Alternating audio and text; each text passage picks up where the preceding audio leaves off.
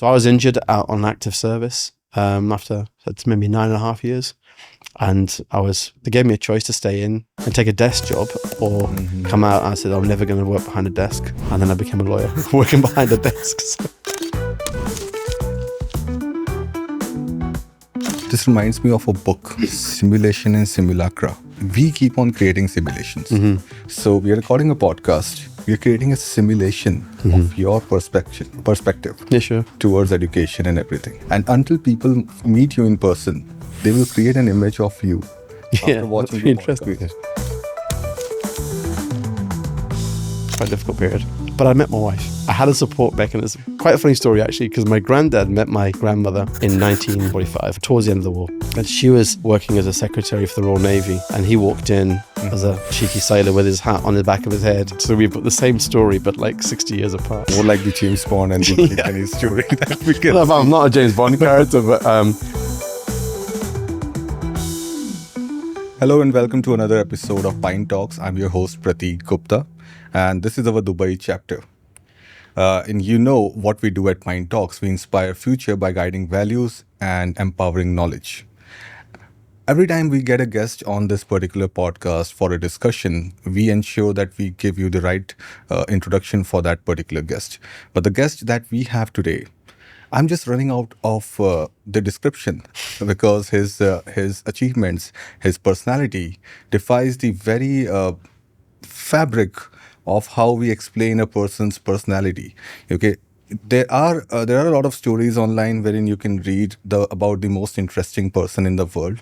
But the kind of guest that we have today, he's probably one of the most interesting person in the world. From being a head chef at a restaurant to saving a sinking ship with the Royal Navy, living in Zambia and South Africa from being from the UK origin.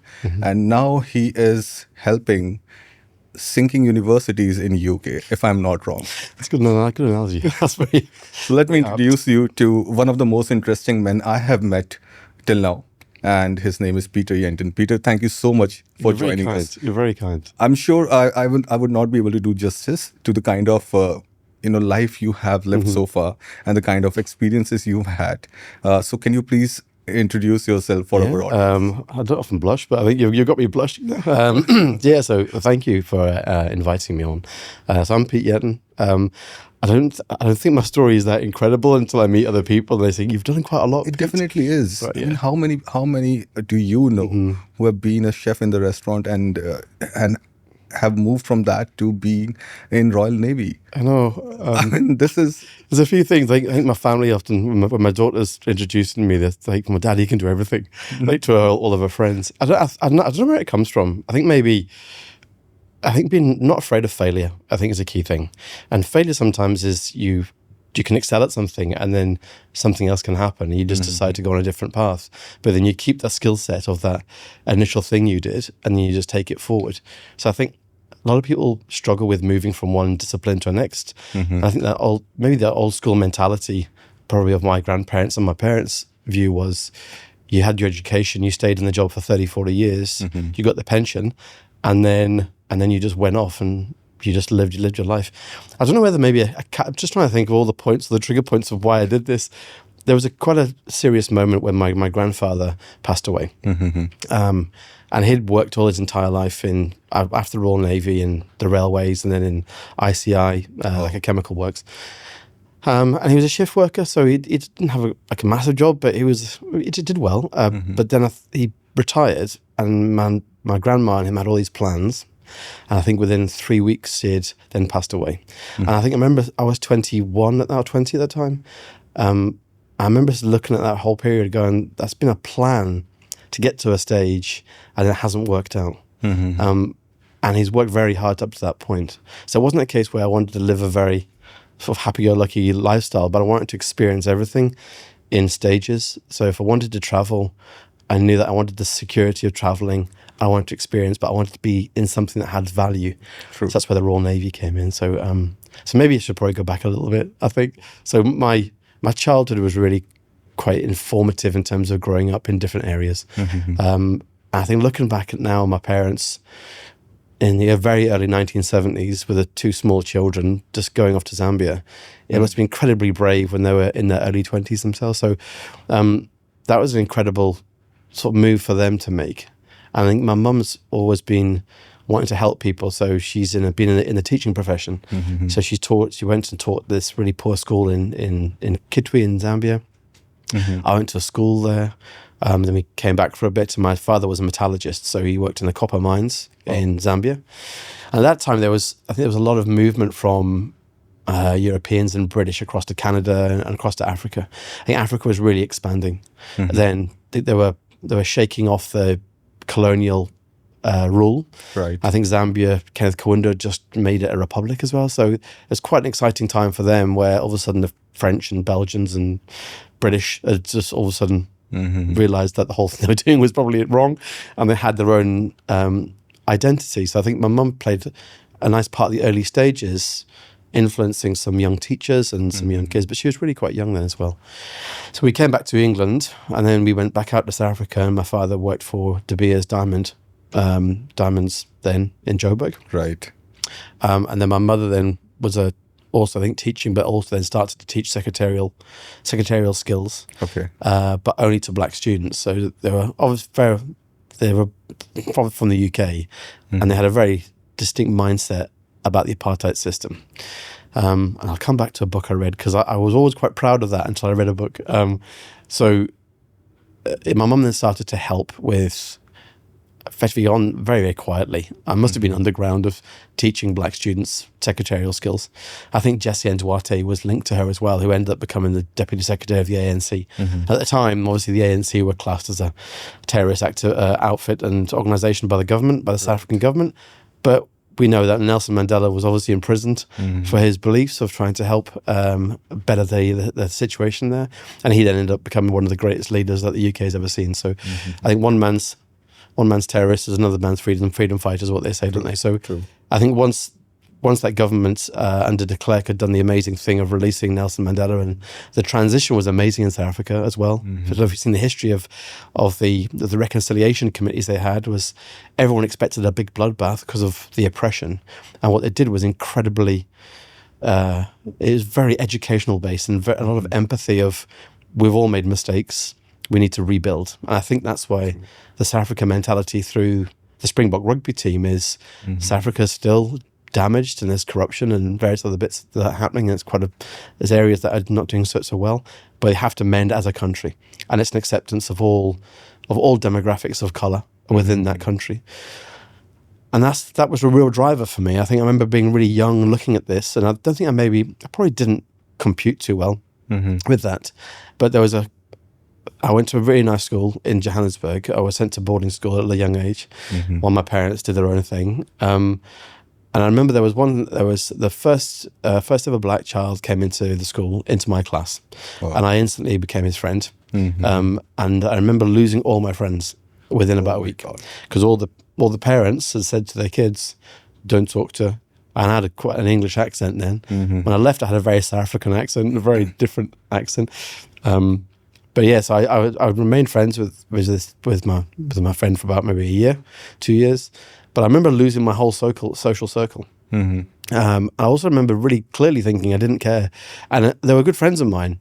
But at 9 or 10, I was like, well, if that's how you think, then you're not my friend, basically. I get that. And that thought process now is from 53, 54 this month. I'm now at that thought process of sometimes you meet people and then it's not your people. And it's fine. They're on their own journey. And they might have very, very obtuse views. They might say things that are really quite offensive, and you're not there to fix them. And you can have a conversation with them, but if they're still in that zone, it's fine just them not to be your people. And I think a lot of people in this day and age go through the issue and the problem with offense and trying to convince someone that what they say is right. Well, it is in your head, but it's not from a certain perspective. So I think that shaped me really, really early on as a child. And I came back to England. I had a really strong South African accent then. Went to a very multicultural school in Bedford. I was relentlessly bullied and beaten up for 6 months because they thought I was a South African racist. Yeah. But obviously we'd left the country under a bit of a cloud. I think my mother had, the authorities sort of knew what she was doing, I think, at that stage. So we came back. And then I then got shifted schools back into boarding school again, because I think I must have been a bit institutionalized at that point. Right. And that was in 5 years where I did loads of sport, loved cricket, loved rugby. I probably didn't do as well as my studies as I should have done because I was by myself, but I managed to come out with enough in order to try and work out something or what to do. And why I love the student journey right now and why I'm so passionate about helping students is I really didn't know what to do when I came out of school. I had all these skill sets apparently, like it's a nice private school and it was great. I had zero skill set in terms of what I knew. Unless you're going to go into finance or marketing or banking or something similar. And it's very networky, the private education system. And I was never, my mum was never that well off, and my stepfather now, he had an okay job, but we didn't come to school in Mercedes. It was all a case of the fees were paid by my father, but we didn't have a lavish lifestyle. So I was never in that networking sort of social circle. So then I came back. I was very close to my grandmother as well, who was a very good cook, and I always loved cooking. So I remember my mum sit down and said, "You have to do something, Pete." I went, "Well, I like cooking with my gran." And she said, "Well, why don't you see if you can become a chef then?" And then that was then applying to college, seeing how to become a chef. But I knew that I wanted to do, I was a bit more than just being a chef, because I'd obviously had a nice school. I'd done cadet services and I'd done other things. So I decided to go into hospitality management. So there was at least a career path somewhere. And then I seem to have done loads of things right when a recession happened. So there was a recession in 1989 and 1990, Right. and the economy crashed a bit. So interest rates went from like 4% up to 17%. It wasn't really balanced. I think the Bank of England was effectively run by the government, and it wasn't an independent. So it was used as a vehicle in order to try and fix the internal problems, which doesn't work. So I remember money was very, very tight. I left college and could not get a job anywhere in management, because the first thing that normally goes in the economy is strip off the junior levels of management. But I was really pretty good chef at that point as well. So I started to work as a very junior chef in a really nice place, but the head chef was awful. It was like Gordon Ramsay, but a female version of Gordon Ramsay, having plates thrown at me and all sorts. So it was an interesting learning curve for me. And I just learned to keep my mouth shut and my head down and work. I think I'd already had some kind of quite good skills at a young age. I think my mum had always said to me, whatever you do in life, only your best is good enough. So just try your best. If it's clean a toilet, you clean the best toilet. If it's doing something like quite complicated, do the best you possibly can do. If you don't hit the mark, it's okay. You've done your best. So she was never 100% or nothing. She was maybe that's a teacher in her, was work to your capacity. So then, so I started working as a chef, and then I think got another job somewhere else. And then I just happened to be in the right place at the right time, where two friends of mine were going to open up and refurbish a hotel with a restaurant. And I said, "Look, Pete, you've done this course. Do you think you could redesign our kitchen?" Because part of my course is redesigning. Right. So I redesigned the kitchen for him. And the next thing is, well, do you want to come and run it for me? I said, well, I have to, I can't just sit into a job. I felt really quite awkward that my friend had given me this job. I said, is there other people you're interested in? So I think that we had basically a cook-off, what it was. So I had to go away and learn these dishes. Oh, wow. And then come back and cook. So I was in my grand's kitchen for like a week, all these different dishes with her. And then he then obviously gave me the job, and that was great. This is like out of a movie script. I mean, seriously, a cook-off. This is quite normal to me to do all this stuff, but I don't know. I mean, this is really great. I mean, we don't get to, experience these kind of stories every now and then. We are used. I mean, I'm used to watching these stories on the television or on a big screen in a movie, and I feel that it was more of your ancestral calling or your DNA calling, that you wanted to be a chef, and then all of a sudden you are standing in the middle of the ocean. Yeah. So how did that happen? Yeah. So I think the chef thing pleased me because I think I've always tried to please people. I've never wanted to be unpopular. And in the private school environment, I did well at sport. I was okay. I was never in the first team. I was always in the second team. But I had a good social circle of friends.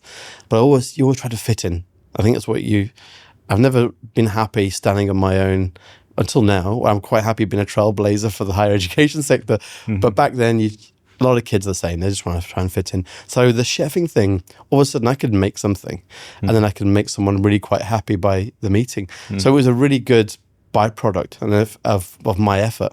So if you look at everything I've done, I've had to do something where I've either been part of a team or I've had to be a positive influence. When the influence is no longer there, I walk and I leave like very quickly. I've made some pretty dramatic decisions in my career where I've just left industry and left firms because they've lost the integrity thread of why we do things. So we'll come to that bit. Well, I'm sure we will, because I think I share the same sentiment over here. And even I have taken decisions in the past, personally and professionally, which were like completely out of the box. And my family, my friends, they were like, "What are you doing? How can you take this kind of decision?" I was like, it's needed right now and you can't do anything about it. And then I struggled, of course, as they predicted, you will struggle for a few months. And I did. But then I came out of that. Yeah. Because at the end of the day, it's our decision. We know our life better. Yeah. Same goes for you also. And these decisions may sound unorthodox based on the popular choice that people normally have. But they're not unorthodox. I personally feel that.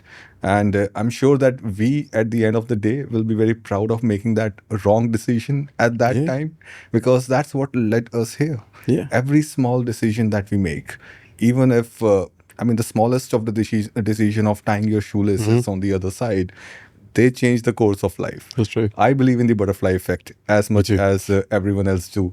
And this again brings me to the next question. How did the Royal Navy happen? Royal Navy. Okay, so going back to my grandfather, so he passed away, and then so my family I think someone did a timeline.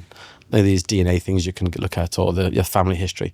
No, it's not DNA, it's a family history tree. And they traced us back to like 1780s, I think, in the Royal Navy. Wow.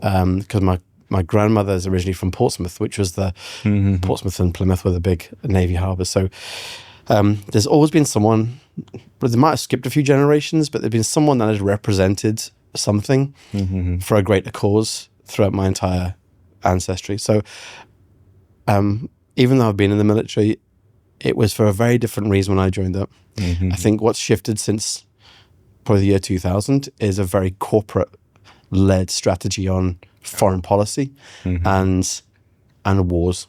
It's very personal agenda focused. I think the days when I joined up, which was definitely for the greater good of being a part of something amazing. If there's a natural disaster, normally the Royal Navy are there helping clear it up. If there's a country which has been attacked and people are, and it's obviously against international law, that's what the Royal Navy are there for.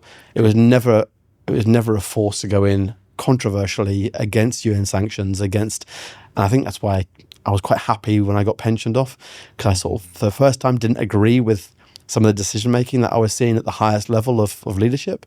I'm talking like UK government, US government at that time. So I think that's, when I joined up, it was a very proud thing for me to do. But my granddad was a big influence, and I don't think, I was a head chef, but I was quite a selfish young man, I think. We all are. That it's all about you and your girlfriend and your car and your career. And I remember I wasn't doing too much with my family, really. I was there, but I wasn't really there. And I think I wanted to it was a very, very strange thing. Everything was going so well at the restaurant as well. It was going so well. And I just remember driving to this recruitment centre in Norwich, in Norfolk, and then saying, like, can I join up as an officer? Because I went to private school, and they went, no, your qualification's not high enough. Right. We're in a recession, but you can join up as a chef if you want to. So, and it was like the money was terrible. It was like, it was so badly paid. So I went back and I didn't even think about it. Maybe a day or two. Told my gran, because she was also in the Navy as during the war. She was quite proud, saying, like, because whatever you do, Pete, it's going to be the right thing for you to do. And I remember telling my two friends, and they were devastated because obviously we'd done so much work. But I said, look, you'll find someone else, and the people that we had working were good. But I said, I have to scratch this itch, really. I think within 3 months I was in basic training that quickly. I don't think I ever regretted it. I think it was something. It was winter exercises, so it was horrible. But instantly, I felt I was part of a family again. So the boarding school institutionalized thought process of me being part of a team.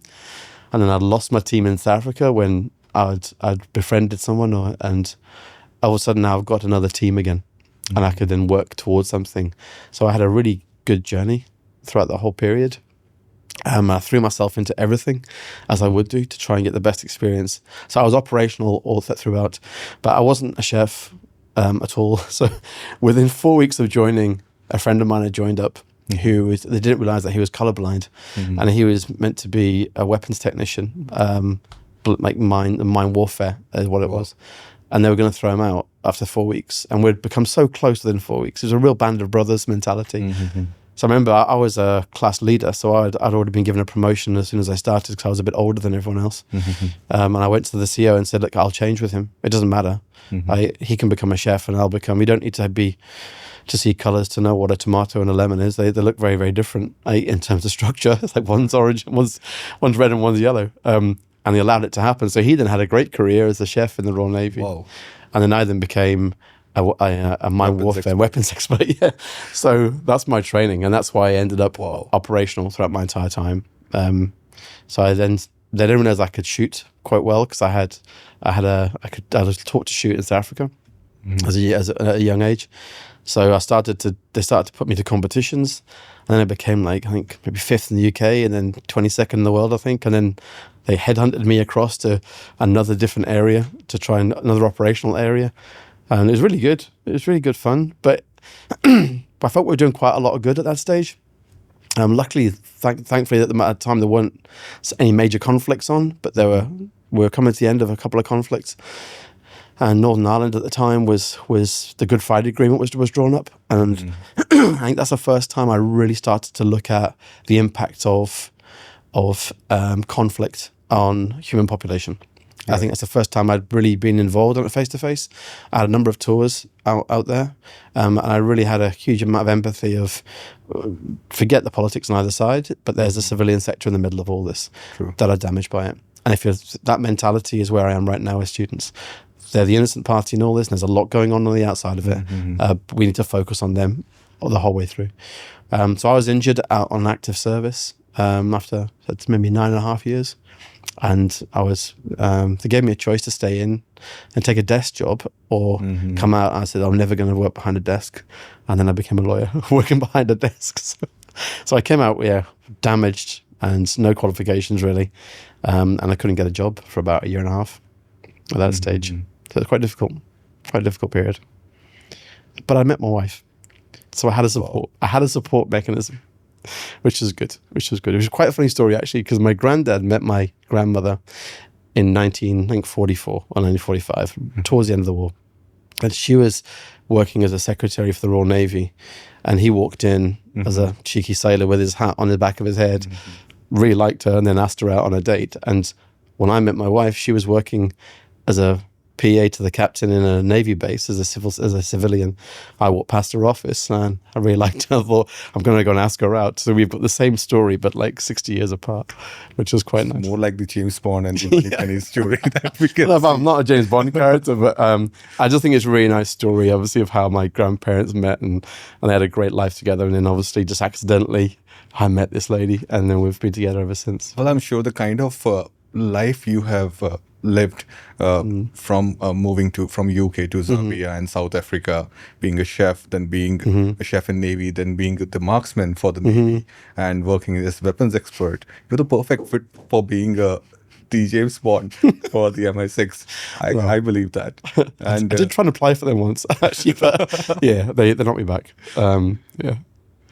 I was quite interested in that. I mean, I did a little bit with military intelligence, so that's what our job was back then, was just collecting intelligence. I was quite interested in that, but all of a sudden my conscience just started to really ramp up, and the human effect was in the back of my head. And I don't think I must have had an understanding of it. I've always had empathy and I've always had emotional intelligence. And I've always really liked history. I've always been keen on history and geopolitics. But I think for the first time, when you see it firsthand, it really impacts and really changes you. And I think that's why I needed to go and do something which was going to have an impact.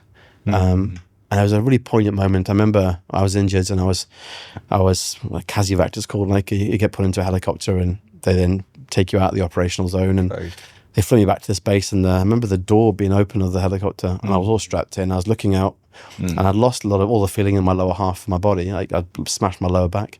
I remember as we were going through these hills, I was thinking, if I can get out of this and I'm going to be walking again, and I'm going to be okay, I really need to make an impact. I really need to try and change people's lives, even one at a time. And I think I'd look back at the last 8 years, and I'd just done things. I'd never really been conscious about the impact. I think maybe the only time was saving that ship, probably in the Bay of Biscay, where you had someone face to face who things have happened to the better because of what you did. Right. And that was I took it in my stride, but looking back now in my 50s, it was a incredibly reckless and scary thing to do back then, but I had no fear. So it was really, really strange. Well, you got to do what you got to do. Yeah. I mean, you can't, you have to think on your feet. You have to be on your feet, on your toes all the time when you are in that kind of situation. That's true. And this reminds me of something, because even in India, there are different cultures. You must have heard about India. There are 100 different languages, and people are fighting over languages now, and people are fighting over where you come from, why are you working here, and these kind of things. So I was born in Delhi, which is the capital of Delhi, of India, and I was raised in Bombay, which is more like the economical capital of India. Okay. So the difference that I saw over the years, I lived for 21 years in Bombay, and I was almost 11 years old when we moved from Delhi to Bombay. My dad got transferred. He was working in a private firm, and there was a new office which they were launching in Bombay, due to which he had to move from Delhi to Bombay. So in Delhi, we had a huge, family when it comes to, in India, Indians are very fond of joint family, living in a huge family, like living close to each other. Good support. Good support, and it keeps your culture intact for a longer period of time, because there's always someone who's guiding you with the cultural requirements, from festivals to the newborn baby, and there are a lot of cultural things that happen in India when it comes to at different stages of life.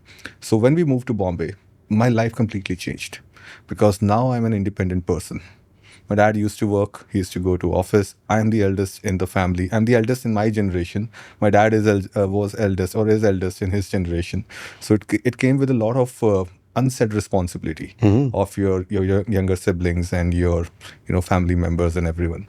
So when we moved to Bombay, I was like 11 or 12 years old, and it took me some time to get used to the difference in culture, the way people interact, and everything happens.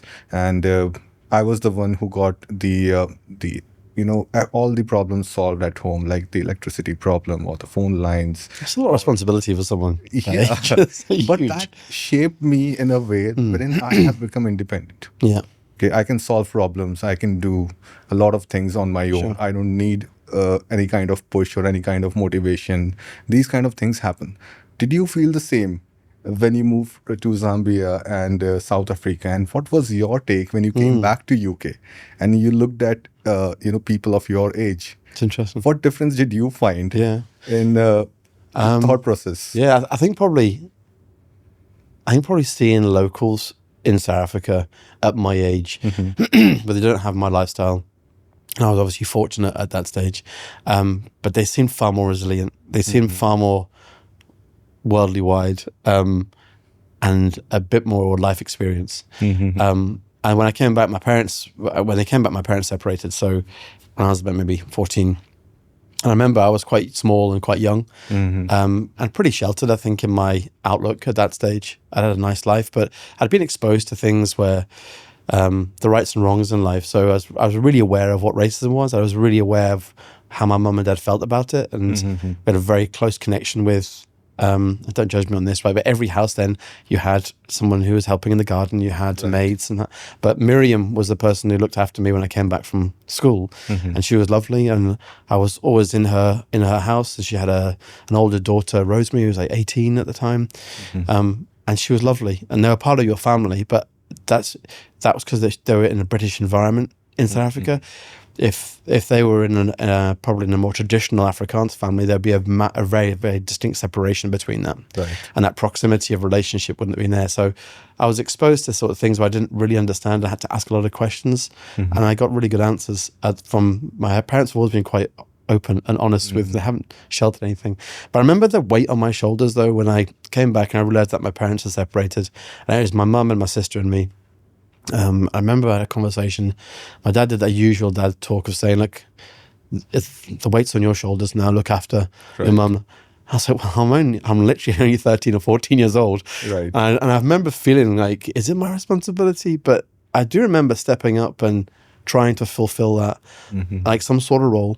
I don't know what it looked like at that stage, but maybe trying to be a strength where, like, my sister maybe wasn't so strong, or my mother wasn't so strong. So, and I think the way I did it is I never got myself in trouble. So I always kept myself. I never brought the police back. I never got in any bother. Right. I always tried to do the right things. I wasn't as stressed. And then I was just learning a lot and reading quite a lot around me. But I remember the weight that must have been quite a weight for you though. It's quite similar, and of course the responsibility is a huge thing to carry, and you can't be reckless at any point of time. Even if you're partying with friends, there has to be a point where you have to stop and you have to move out of that place, because you have in the back of your mind that there are people at home who are relying on you, and you can't be reckless. You can't just go out partying with your friends, or you can't just wake up in the morning and say, I'm going for a vacation. There are a lot of things lined up, and they needs to be taken care of. So I can completely, wholeheartedly, and I don't know how to convince you, but I understand the situation. Well, you've had some really good careers. I mean, you've changed obviously your discipline, but kept your skill set. So I think maybe that's allowed you to be resilient. And I think that maybe that fear factor. It was more like I've seen my dad working throughout the day. He used to leave at around 8 in the morning, and he used to come back at around 10:30 in the night. He never. I'm saying this in front of the camera, of course, but I'm not shy. I can't shy away from saying these kind of things, because this is what made me who I am. Sure. Dad was never there for the annual day meets at the school, not for the parents teachers meeting or for any kind of inauguration or something. And that's when I decided that I don't want to be a person who is not giving time to his family.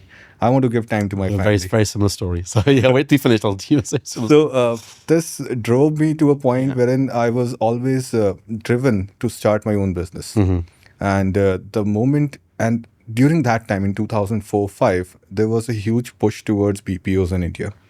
And we were just moving from a traditional shopping scenario to e-commerce. Okay. And from normal business operations to entrepreneurship. Sure. So the terminologies were changing. The way we used to look at business and things, it was changing. So luckily I grew up in that transition phase wherein we were moving from the traditional business ideas to entrepreneurship and like a more open world approach, wherein investors are available, there's talent available, you can hire anyone, you can get investment, you have technological advancements, you have websites, you have AWS now, you have AliExpress.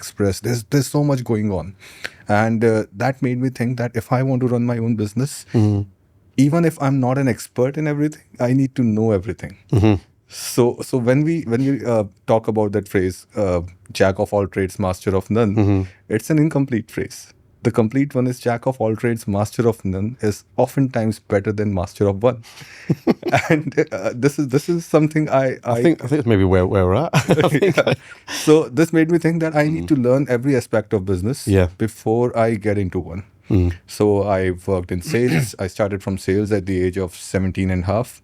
And it was more like a direct sales, a cold calling sales. So I have to hold a file, I have to walk in the market, running from one place to another, selling SIM cards in 2004. Then I moved to selling newspapers. I worked with Bennett and Coleman Times Group. They had a new newspaper launching in Bombay. I worked with them. I worked in BPOs. I worked in media monitoring company, wherein we used to monitor ads. That improved my Google search skills, research skills. Then I worked in IT. I worked in HP Computers. I worked in a financial company as a business analyst. I worked in medical tourism. There's a lot that I have done. And it was always like finding the core understanding of business, because we may look at pyramid like this, when the tip is on the top, but if you invert it, the tip becomes the core. And that's where everything starts. 100%. So no matter what business we are in, no matter what kind of work we are in, the core remains the same. Yep. It's the tip of the pyramid inverted. And that's what I was trying to understand. And by the time I understood, I developed a lot of skills, like public speaking skills. I worked as a corporate trainer, a lot of leadership skills that I could absorb at that point of time. So yeah, here I am today. It's interesting. I like talking your to analogy. people. I like your analogy of turning that triangle upside down. Because it starts with your core integrity, your authenticity piece, isn't it? Really? And that never changes.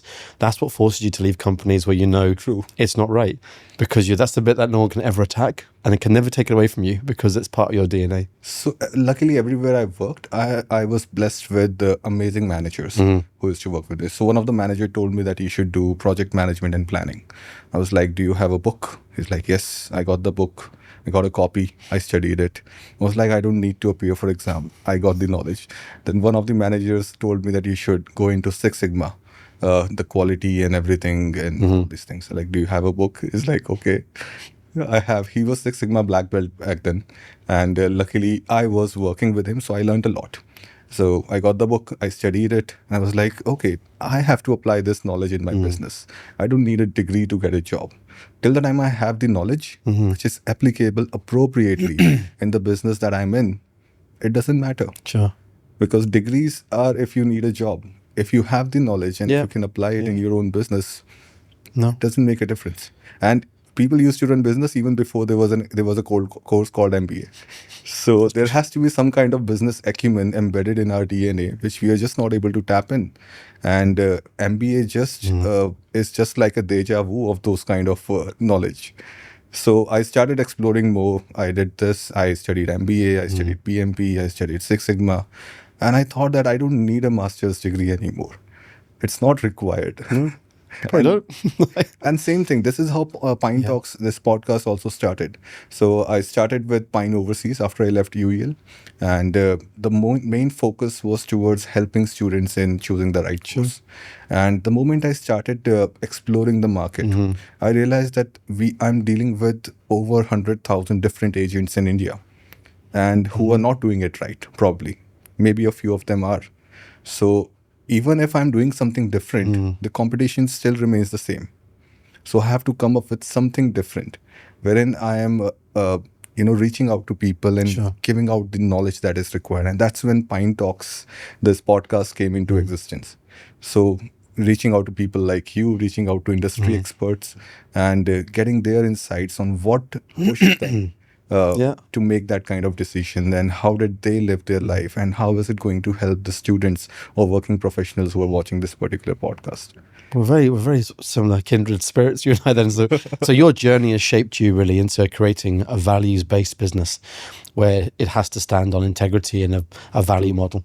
I think I've done that same route. I've worked under some really nice people, but I've also worked under some very toxic environments that have really tested your own integrity and how you operate. And now that's why I operate as values-based. Even though I chat in the green room, you could tell straight away that the way you're operating as in your company is like 100% polar opposite to what I've seen and how I've had conversations with other companies. I think that piece is not really understood fully as well. Just to bring in the higher education sector a wee bit, it's not really understood and appreciated that we've got agents from all over the world. They've got business practice set up based on their own custom. It's an unregulated market, but we're expecting them to adhere to a certain level of principles, which they only really see when they do their British Council training of the London 7 principles that are in there. And unless you codify that in a mission statement in your company, and that then becomes the base of how you train your staff, it's just lip service because you've just got the BC stamp, and that's what gives you your first contract, right? So I did an exercise last year as part of my consultancy. How quickly could I become an agent, right? As part, and it was totally an exercise. Did the training within, I'd like to say, quite a few hours, but it wasn't that a lot of time. Within maybe 24 hours, I was contacted by a major company to say, senior now an agent, fantastic. You just find agents, we'll do the rest in the UK. And I sat on the phone call at the end and I said, are you going to ask me anything about my business? Are you going to ask me anything about, you're going to do any due diligence checks? and there was a stumble at the end of the phone call, and it's like, oh no, it's fine. And that to me, I didn't need to prove that, but that's what I'd been battling, I think, maybe since 2013 when I came into the sector, was that mindset. What we can't do is we need to fix the relationship problem with all this. Because if we don't, the government, that's what's guiding the government right now with their policies, the UK government with their policies. It's these awful stories that are coming through, which I think are a small percentage of the real value. And I said something on maybe on one of my vlogs about a month ago. I think the government had sent through a statistic about Pakistan saying 16,000 Pakistan students have claimed asylum in the last year. Right. I was like, okay, that represents 4% of the market. But if you show me 5 Pakistan students that have abused the system, I'll show you 500 that have become amazing ambassadors of their institution because they've been focused, they've been recruited properly, and they've had a focus throughout, and the families have sacrificed a huge amount.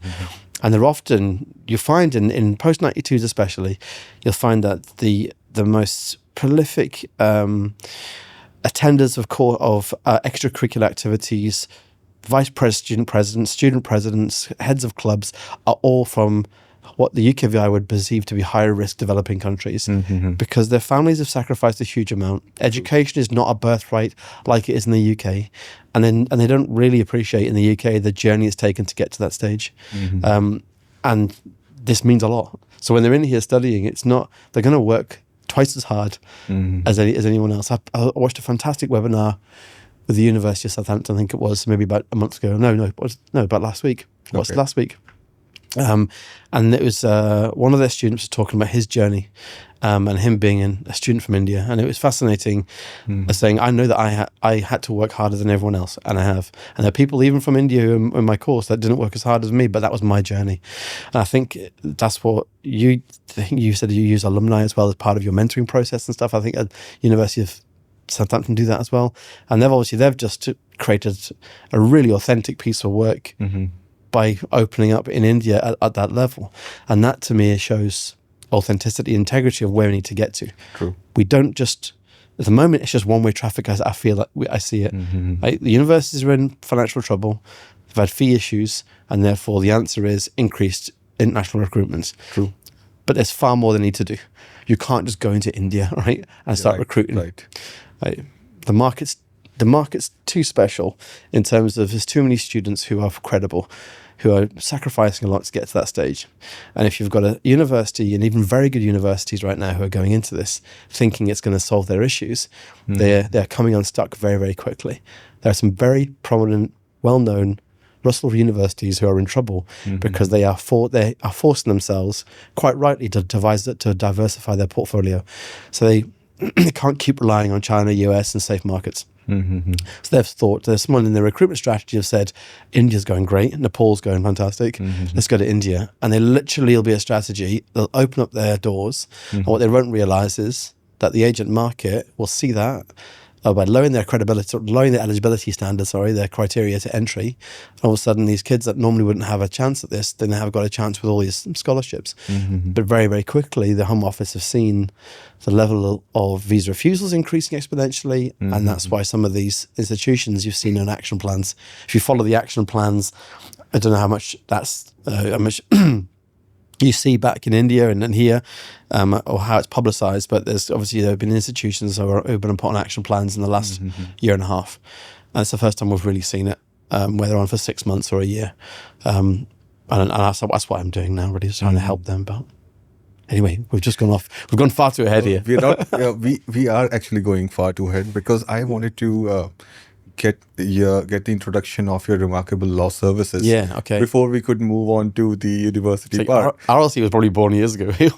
but this is totally acceptable, because the kind of passion that both of us share for the work that we are doing, these kind of guidelines don't matter to us, frankly. So tell us more before we step into more discussion about the universities and the policies and the immigrations and a lot of things that we are going to still talk about. Sure. Tell us more about the remarkable law. Law. How did that come into existence? What were you thinking? And it was, I think, moving out of the Royal Navy, getting into the remarkable law. Sure. How did that happen? Okay, so my journey into law was probably quite important because I met someone in that journey. Okay. So let's go back to me not finding a job, don't know what to do. My wife then says, look, Pete, you really want to help people. Why don't you become a lawyer? It was my wife's idea. It's her fault. So then I had to go back to college because I had no qualifications that were worth anything at that stage.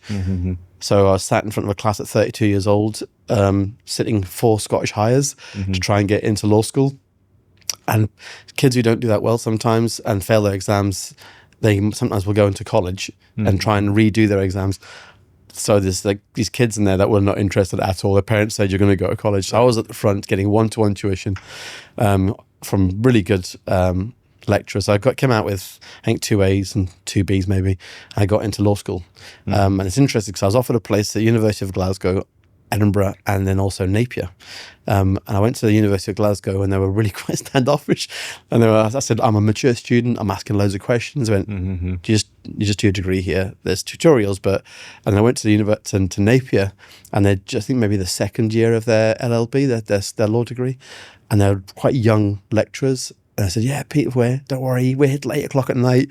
And I felt that to me was the student experience. So I could have gone to a really high ranked university, but I chose Napier. I wasn't so high ranked, but I had the best degree. I had the best time there. The lectures were fantastic. I do ask a lot of questions. I constantly, I'm like you, I can't just know something. I need to go into the depth of how does that happen? So I came out of that. Then I couldn't get a job. Again, it was another recession period, and I came out 2008. Yeah, it was 2007, 2008. Yeah, totally. So I was offered somewhere. I was offered a position in a law firm, and then my stepfather was on business to Singapore, and then sadly passed away on the flight. So I was meant to start with this company. I said, "Can you give me a week or 2 weeks? I need to try and bring him back and then help my mother with her funeral." That's not a problem at all. And then this law firm texted me and cancelled the contract by text. So this was my first awakening of how not to do things in life. It's the worst way to break up. Yeah. It was a good breakup though. It's like before I even had spent any time taking people out for dinner. Yeah, so that was... So my wife, we just sold our house. We had 2 young children and we would take them out of school, about to relocate 60 miles away. So I had to phone her up I was helping my mum. I said, can you go back into the town where we lived, try and find anywhere to live and get them re-registered back at school again. So we got this tiny cottage. We had a nice 4-bedroom house, tiny cottage we had to go and buy. And then I then helped and we brought my father back and everything was all done. So anyway, I then went... couldn't get a job. No law firm was answering me. So I have a lot of sympathy and empathy with students trying to find placements. We'll come to that bit. So I then decided to handwrite 250 letters, I think, about myself. Wow. And I wrote the CV in terms of what I can do for the company, not my past attributions. And CVs are written for me the wrong way around. I think you have a very basic background, but I think they should be, what are you bringing to me? Because that's how I recruit teams. When I recruit and build teams, I recruit them on skill set. I don't recruit them on qualification. True. Like all the time. I can teach people the law and the compliance bit. I can't teach them, can I put you into a meeting and you're going to be okay. You're not going to offend anyone. You're going to be really empathetic. You're going to listen more than you're going to talk. So that's how I built up my teams. So where was I with that? I was with coming into the cottage. In the cottage, right? In the cottage. So we got the cottage sorted out.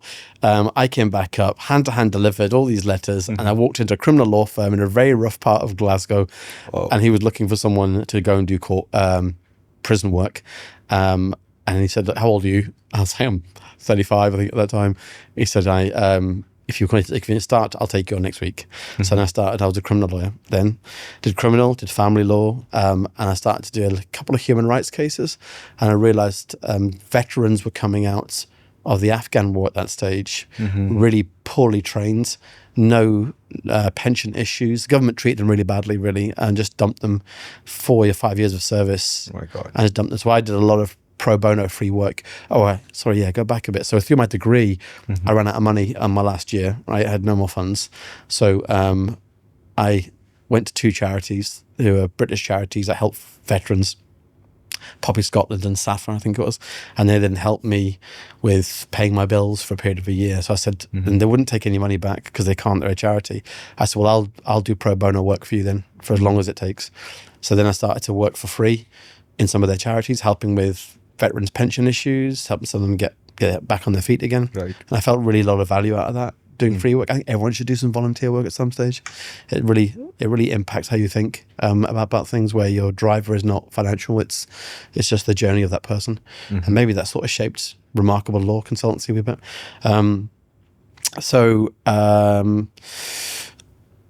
Finished with a criminal law firm, went into immigration. I just realized that immigration and human rights is something I wanted to do. Went into a really awful firm that ended up getting closed down about 5 years later.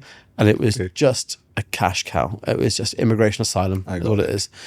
And we fell out so many times because they wanted to do 20-minute asylum appointments and I was doing 2-hour appointments because these people are coming in front of me with families and they're devastated, and there were proper issues as well back then.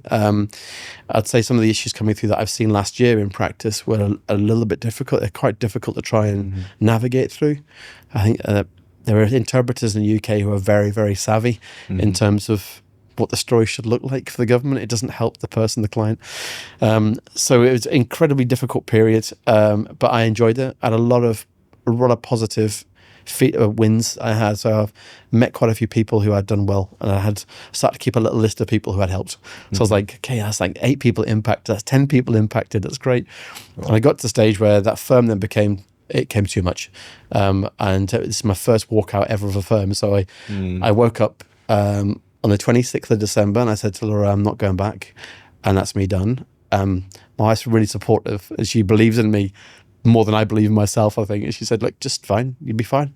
You've got skills, you can pick this up. So I handed my notice in. They were absolutely so angry. I walked out, and then I got into a private law firm very, very quickly doing immigration. And then I met a client who came in my door, who's now a very good friend of mine, and he had come from a country there where he was being almost killed. And so I started to fight his case. And again, I was 2-hour appointments, 3-hour appointments. But the person who ran that firm was really good because she really cared about the journey. So that person is now actually ended up becoming a barrister in London as a lawyer. Wow. Yeah. And he's he makes fudge. So he makes like sweet fudge confectionery because he used to cook with his mum quite a lot. So the cooking thing coming quite a lot. Wow. So he's a good friend of ours still. So that was really important as well. Of like, okay, you've been a client, but you have a bond with people when you meet them. And I'm actually going to meet a student in Dubai when I'm here who contacted me on LinkedIn and said, Pete, you remember helping me back in 2018? Oh. I was like, yeah, I do actually remember. I said, well, I'm now doing quite well in engineering. I'm here. Do you want to meet for a coffee? So I'm going to meet him before I go back. So all these people, they feel like tiny little people that you meet at times, but their stories impact, and every connection is authentic. So that Remarkable was born off that authentic connection. When I walked out of the law firm, and before I started with the other law firm, there's a friend of mine that I'd known. I was on my diploma course with him. There's a guy called Raymond McLennan. He's in the UK. I learned so much from him in the maybe 9 months we worked together. So we had a company we started called Remarkable Scotland. Okay. Wow. So what our job is, we'd come up with the idea of going into, we both left law firms because we didn't like lawyers, but we liked the work, right? So when you get to a certain level, senior lawyers lose the plot. It's all about money. It's not about the value. I mean, not them all. Caveat that before everyone sort of hassles me on LinkedIn, but the majority, it's about fee generation is what it is. So we're both left, and we decided that we're going to help law firms understand the value. So struggling law firms that were going out of practice, if there's like a housing or family law firm here, criminal law firm on the same street, of bringing them together and making a super law firm, but we then reformat how they think about clients. So their clients are their blood as their DNA. And it's incredible.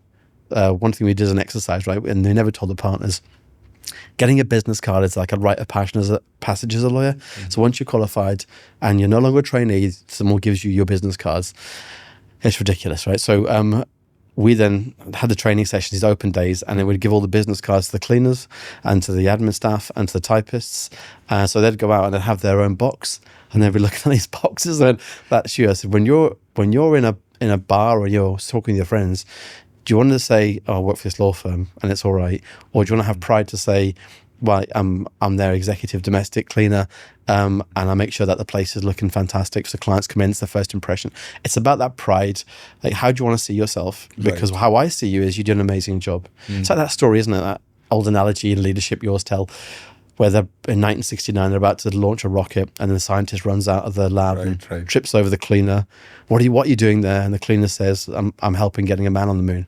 So it's about that lab scientist thinking he was the most important person, but the person mopping the floor was like equally as important to make sure that building was there. So it's more like the attitude. Yeah. Like what kind of attitude you hold, and it doesn't matter what kind of job you're doing. Totally. Yeah. And that higher education is one of their failures is they've got hierarchical snobbery across education.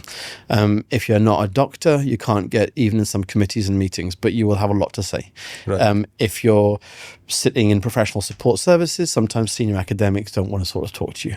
It's getting better, but that's the challenges of the hierarchical of like, well, we'll just do a strategy. And that's why my job really now Remarkable is you can't do a strategy without understanding the operational ramifications of a decision. No one makes strategy without understanding can you achieve it. But sometimes strategies are created by the exec board, and you have execs and you have directors, and then you have the rest of the team underneath them. And the directors sometimes micromanage communication going up to the exec so they don't get a full picture. Then, I'm micromanaged. And equally, that role is also equally. So what we do get sometimes, which causes the problems with international education, is strategies moving forward and operationally they can't cope with it, which is why from a student's point of view and from an agent's point of view, you'll have some institutions that are amazing at issuing cars and getting through the process, and you have others that are taking 35, 40 days because they'll have a resource issue. There'll be a restructure that's just happened. A process has failed. Anyway, so Remarkable, let's get back to Remarkable. Right? Yeah. So Remarkable Scotland, we decided we were doing a lot of good. It was a lot of fun. And then I needed to, though, get back into law. But I never left. The Remarkable bit, I learnt a lot. And he introduced me to a man called Paul Dunn. And Paul Dunn was an Australian, I think he was in the accountancy world, but he's an entrepreneur. And he revolutionized the accountancy profession in America. He moved them from hourly billing to fixed feeing. Wow. And that's what we were doing with the legal profession. Raymond and I were saying, like, stop charging every 6 minutes. Just if you're going to do a visa, do it at 2.5 standard, right? No, if it's longer, then take the hit. If you do it like shorter, you're in profit. But tell clients exactly what they need. Otherwise, you're going to lose the trust of what lawyers do. And lawyers have never had the best name for themselves in life, right? So that's like being a parking attendant or something. So we have the battle against this. Like, not all lawyers are out to take your money, right? Some of us are really doing a good job. And immigration and human rights lawyers historically have never got paid a huge amount compared to corporate, but you do it because you want to be involved with people. So that Paul, I met Paul Dunn. So I met him in Newcastle Airport. He was just flying in between countries. I managed to get a meeting with him, and he just impacted me massively. When you meet someone and you're like, wow, like you've just done something so selfless, and you've had a huge impact. So that was me then wanting to have greater influence. I want to be like Paul. So Paul and his co-creator really of B1G1. This is Buy One Give One. It's a corporate initiative, a global corporate initiative. What it tries to do is tries to have the responsibility of the world and the global issues on companies that are making money, basically. So instead of sitting in front of a TV, and UK is quite bad for this, where a charity advert will come on, there'll be a dog that's really decrepit. So can you give £5 to a dog to help this dog in the shelter? The idea is that if you've got a dog feed manufacturer that's making millions, is that every year what they're doing is ploughing money back into shelters for dogs. Right. Corporate responsibility, right? So B1G1 ended up becoming in my DNA. So for every interaction I had within the university, if my team helped a visa, I would then buy a credit from where that person was from in that country, and then that student would then get a certificate saying, thanks for being a part of the visa group, and we've done your visa. We've now helped 30 days of fresh water in this area, right? So it was about adding another little layer of value. Right. It's not about the interaction, it's about what else can happen from there. So off the back of that, I said to Raymond, can I take Remarkable as a brand, right? Because I really like the fact that what we do is different. I think Remarkable, even though it's sometimes I thought it'd be quite difficult to cross over borders, it really has crossed over quite well as a name and as a concept of what is Remarkable. And then the consultancy piece obviously just grew from there. So the uni then So I was with Glasgow Cali Uni at the time, and they were incredibly good, very, very supportive of me. I learned so much from there. It's quite a difficult period towards the end. I think leaderships always change, and I think it's a real challenge of where they go in a direction, which is why I ended up leaving, going, I don't really feel that's where I think you should go. It's not up to me. It's not my shit. But if I don't agree with it, I need to step off. Otherwise, I'm going to affect the team. And it was the right time for me to actually go full time with my consultancy. But I actually opened it up in 2020, and I did a lot of pro bono work, helping universities reshape how they think about compliance. So when I came into the sector in 2013, 2014, I instantly started speaking on the speaker circuits because there was a lot they wanted to hear about immigration law and asylum law, and I was trying to reframe compliance. So the problem with compliance in institutions in the UK, it's often not that well paid. And normally someone doesn't normally choose to be a UKVI compliance officer. You're normally an advisor, or you've come from admissions, and then you quite like the compliance piece.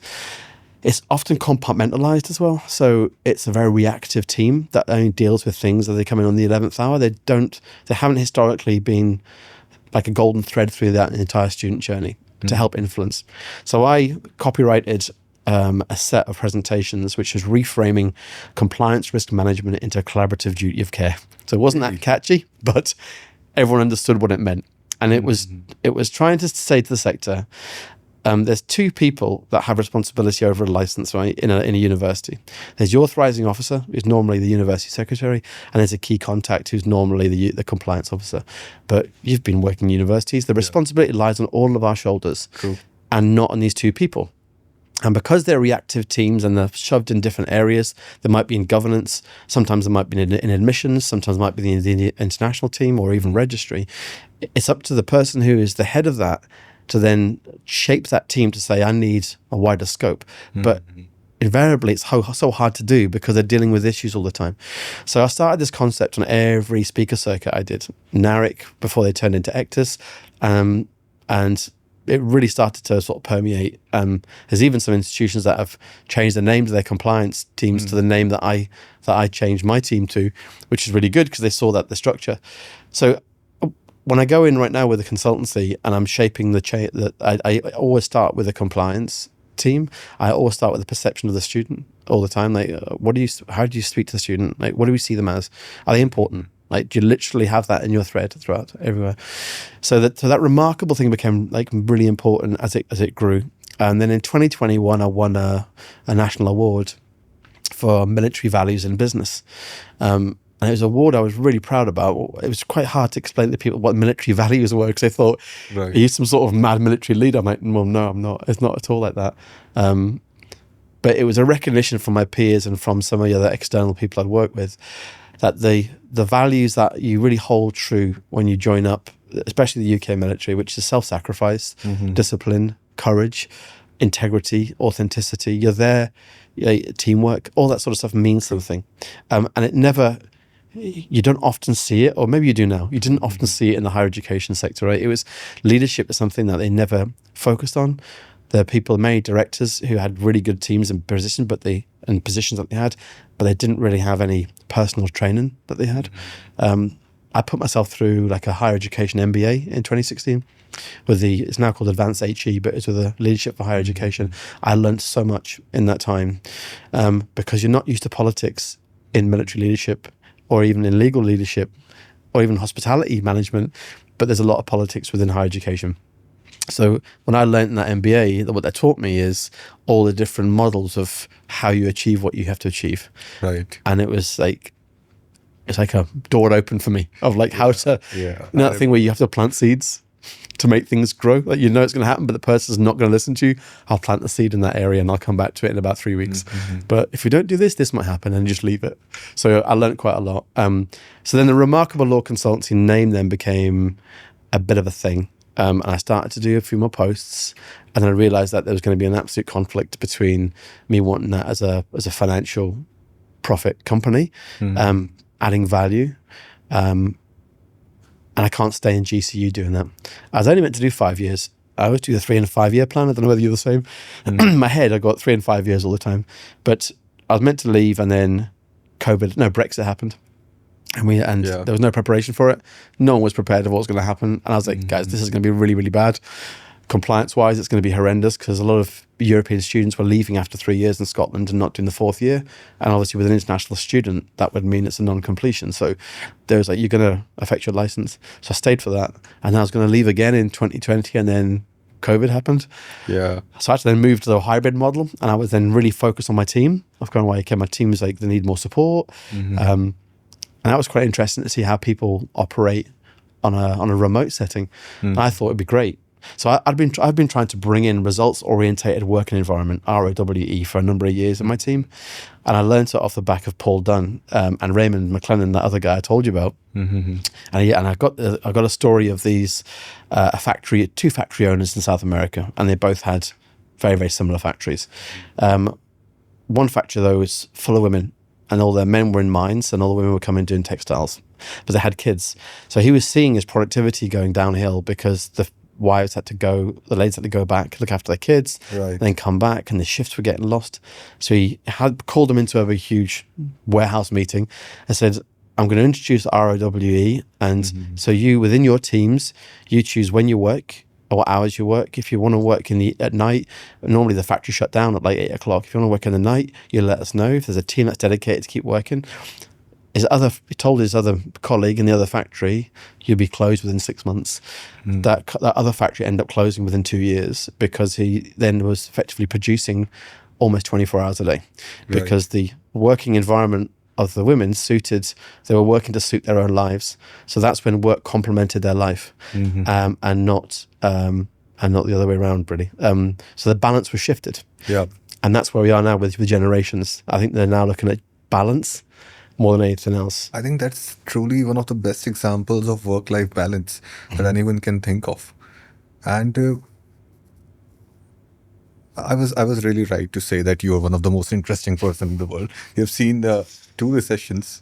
You've seen Brexit. Yeah, you've horrible. seen COVID. I know, it's awful. But everything's resilient. I think you can't shut down when things are bad. True. I think when anything terrible happens, there's an opportunity of how to do things better. And there's always going to be people that are going to be struggling. And we were. I mean, financially, things were tough. But you decide that you just don't go out. You don't buy a dog you wanted. You don't do. So you have to make concessions on things. But you always look for the next opportunity of what's going to. And to me, the birthplace of RLC, even though it was like back in 2020, when I turned it to limited and I really went for it, is because I saw the sector wasn't changing, and it had to. And things were forcing the sector to change. Right. And it was the countries we're recruiting from are forcing the change. We have financial issues that are forcing it. We have global instability. We have a curriculum that has not really changed that much. And you have pockets of amazing like pockets of research and innovation that you see across institutions. But there are still institutions where you might see it in certain areas of what in that uni, but then other areas will have a very different experience for that student. Right. Okay.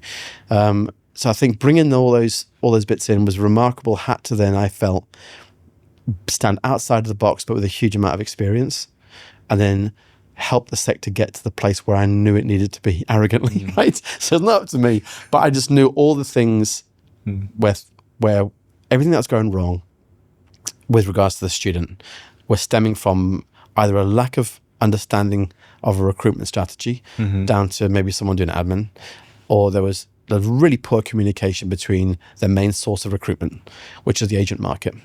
And they had the mentality of the relationship. Are you aware of the film Oliver with Oliver Twist? Yeah. So I keep saying this when I do my training with everyone. The way the sector deals with agent is, I feel they are like Oliver with a bowl, and they're coming up to saying, just a bit more, can I have a bit more in my bowl, please? But doing nothing to actually help create the food or create the environment to grow. And I think they've done this by creating a financial structure and a financial strategy where you're incentivizing some agents who are not like yourself, where they're not values-based, but they're commission-based. Right. So their financial model is very basic. Flawed. Yeah, it's flawed and it's limited. They're saying, I'll produce you here, and within 3 weeks, you're going to give me X amount of percentage. So for quite a few years, I've been saying, look, guys, if you want these agents to be part of your family, start speaking authentically about what you want from them. And if it's me, have a conversation where we start to move the sector into split commission, right? So we incentivize them well at the point of enrollment, and then they get another commission here at the end of the first trimester, Right. or even the second trimester. I said, at least then that agent is in part of that journey. Now, that's from me thinking on this integrity-based level, authentic-based level. What the universities come back and say is, well, that's great, Pete, but if the student wants to leave the course, the agent's going to force them to be on that course for another month or another year. I said, I think you're really undermining the relationship between the community, the agent, and what you need to do in a very competitive environment. I said, you need to have a system where you're guiding your business, basically, right, and your mission statement and all your authentic pillars, and you see them on every institution, every website and every institution have got these amazing ethical pillars that they go to. But you scratch into the surface of their communication strategy with either students or the communication strategy with agents. Exactly. Do they set expectations for agents when things are wrong? No. Exactly. I mean, this is the bang on thing that you're saying. This is like the bullseye that you have just hit.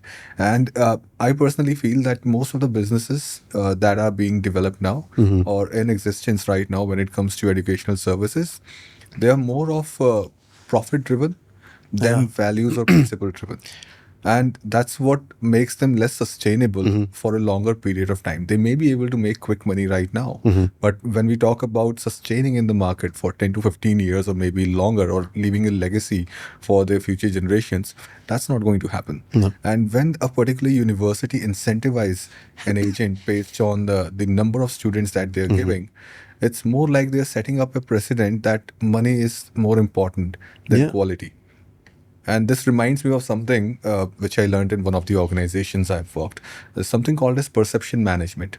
So you control how people look at you. You control the perception. Because today, if I'm talking to you, I'm controlling the perception on how you will perceive me as a person. Sure. And that's how the universities or in agencies, they control their own perception. So if people are looking at agents as greedy people, that means they have actually demonstrated that kind of perception by asking for more money or asking money from students. If a university is actually offering more money to agents for more numbers, they're actually setting a perception for themselves that they are also in need of money. Sure. And their decisions are based on money, not on quality. I personally feel, coming from the university and the agency background and from the business consulting background, I feel that every business should be based on values and principles.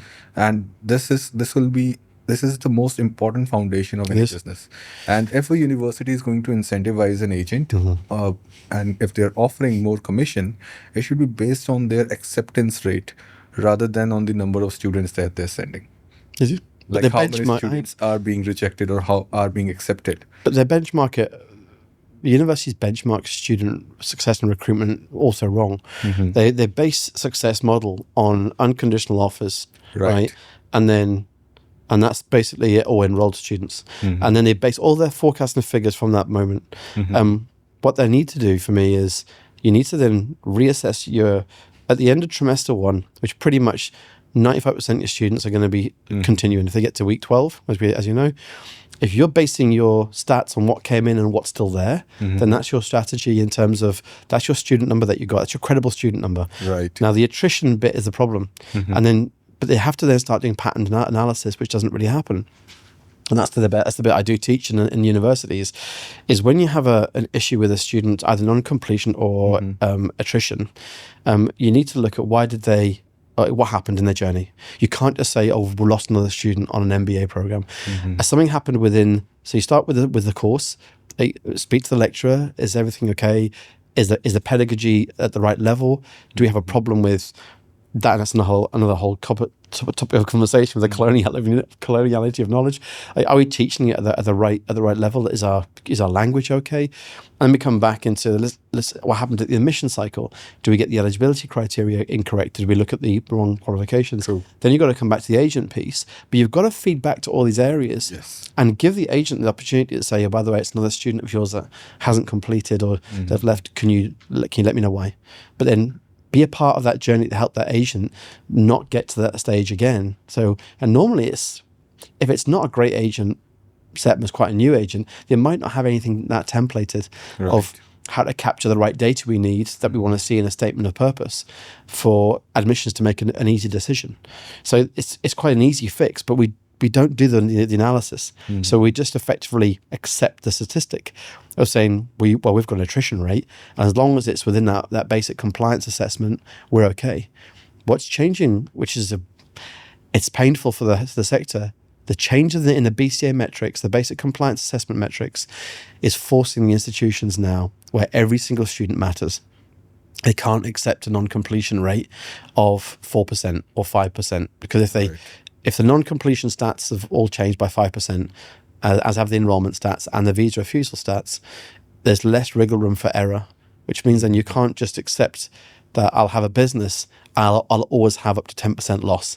Like that's no normal company would accept constant loss. You'd have to work out where the loss is coming from, and then you work out in business whether that's acceptable or not, and you just accept that there's an attrition rate. I know every person I speak to, that could take 2 or 3 hours. I know that might not lead to anything, but I know that I could have charged for that, but I don't, because the value for me is the connection. True. And it's about the authentic connection of the Pete you see. If you had a camera at my dinner table speaking with my kids, it's the same Pete you'll see right now in front of you. It's the same Pete on a speaker circuit. There's no different. There's no different like character which I create. And that's what I know. When you have a values-based business, it will attract the right people and your business will grow. If you chase money and you chase profit, you might have short-term win, but your business will dive. It's really interesting. If you look at the share price of Apple and Microsoft, right, back in maybe 15 years ago, when Steve Jobs was alive, I can't remember the guy's name now, Mike, someone took over Microsoft. There's 2 videos side by side. I think Steve Ballmer took over. That's Steve Ballmer. That's right, Steve Ballmer. Yeah. So we used to do this as a presentation. So he said, right, what about the share price of these 2 companies? So you had Steve come on stage when he took over, and he had this massive typical American, woo, yeah, fanfare, and hell, we're going to do this. I remember that. Just remember that. And then you had Steve Jobs who came on. He fumbled on the stage, I guess. Yeah, he did, yeah. He was like, typical corporate thing. Something happened and he just couldn't say something right. He fumbled on the stage. But it was like the whole thing was this real razzmatazz. And then it cuts to Steve Jobs with his black polo neck and his jeans and his trainers. And he talks about creating this product based on the user and based on what the user's needs are. So the whole thing was so different. And the share price in the following week, I think it was, Apple went massively up because it's talking about the iPhone. And then Microsoft just dipped because he talked about something. It was just the value was based on people's perception of, exactly, yeah. I trust that as a model. It's why and I think going back to that expectation setting and that trust model for institutions, it's equally as important for agents to start to be very picky about the institutions that they want to work with. Right. Rather than the other way around. Because at the moment, it seems to be the other way around, of saying, I don't really want to, I don't like the agent hasn't done this, and there's always benchmarks, and we're just going to end the contract. But it's a two-way for me, and there's no middle section for the agent or the sponsor to go to. Like, who is the arbitrator for both sides to act as that regulator in an unregulated market, so you're actually growing a business? Because at the moment, it's all just people are hitting at different areas and different levels, and that lack of connection and authentic communication is key. I don't know how many institutions I've been into where they've had a problem, and I said, have you communicated that to the agent? Agents were going off their head because CASs were delayed and there's no their client. I'm sorry to interrupt you. Hold on that thought, because I have a question for this. Yes. I mean, we are just talking and it's going with the flow. I'm really enjoying the discussion. Okay. But then I have a question which is designed for this particular discussion. Far away. So let me get straight to the question, because when we're talking directly, I'm sure the audience may not be able to relate to it unless there is a question associated with it. So coming to the question, talking about remarkable law services and talking about how you're supporting the UK universities. So there are 2 questions in this. One is something which I just realized I should ask you. Okay. That your approach towards international students, does it have something to do with your personal sentiment, because you have also been an international student in South Africa? Oh, that is first question. That's really interesting. Okay. Second is, what do you think? What is the area of improvement for a university? Yeah. Something that we were discussing just now, that you were talking and I just stopped you. Yeah. What are the areas of improvement for a university from an international student's point of view and from the agent model point of view? Wow. First question's amazing. It's the first time I've ever thought myself as an international student. Yeah, it was. I mean, you have been an international Wow. student. I've never thought about that once. I just felt I was over there. I think maybe I think growing up in a different system was definitely woke me up. I think being a mature student where my challenges were very different. We planned to have my son Ben at the start of my degree because we want to have we're in our mid-30s, so we didn't want to wait too long. So I remember the challenge there was quite significant. I was also registered still, I think, as disabled because my lower back. So I had loads of mobility problems, and so the journey was quite difficult with the university providing a lot of support for me, and Napier were fantastic. So I had they let me have computers. I think I took Ben in. There was a creche there, so I could put Ben into the creche. So the day was crazy. If people want to see my work ethic, it stemmed from university as well. So I'd take my son in, and then he'd be in creche, and then I'd go to uni all day. Then I'd pick my son up, and then I would get on the bus to another car to Standard Life, where my wife worked in finance. I'd then hand over Ben to my wife, who would then leave at 5 o'clock. I'd then go and start work at 5 o'clock as a mortgage consultant from 5 until 10 at night. I'll be doing all my law stuff here. I'll be on telesales, selling mortgages until 10. I'd get home on the bus maybe midnight, 1 o'clock.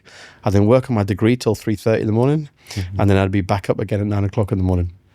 So that's a work ethic of how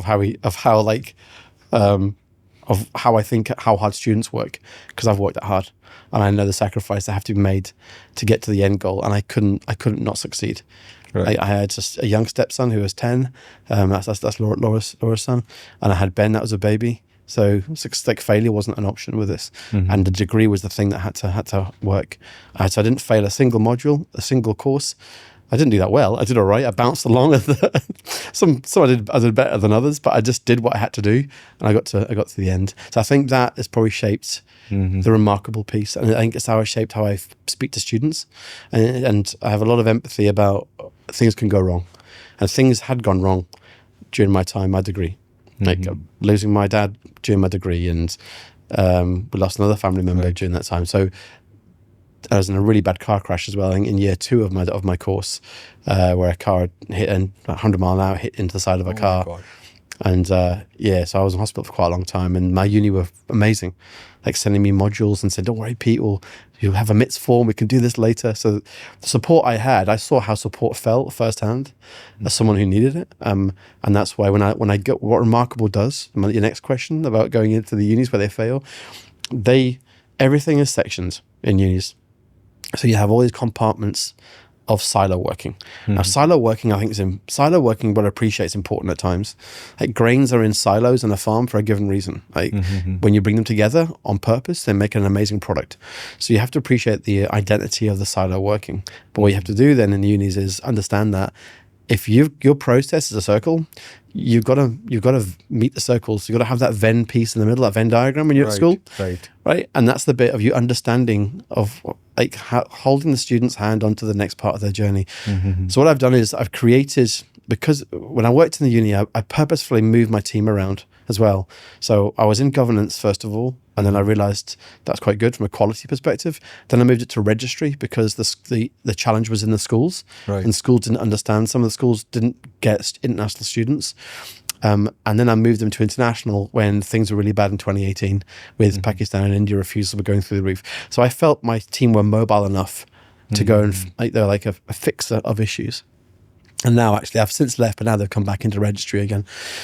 So in that time scale though, I got involved in every committee and every meeting, and nothing happened without my team knowing about it, right? So what I do is I sew a golden thread from the recruitment piece, from the agent management piece, through to the admissions cycle, to enrollment, to registry, to student support, to careers, to assessment boards, the whole way through. So we know that that student is having the best experience throughout.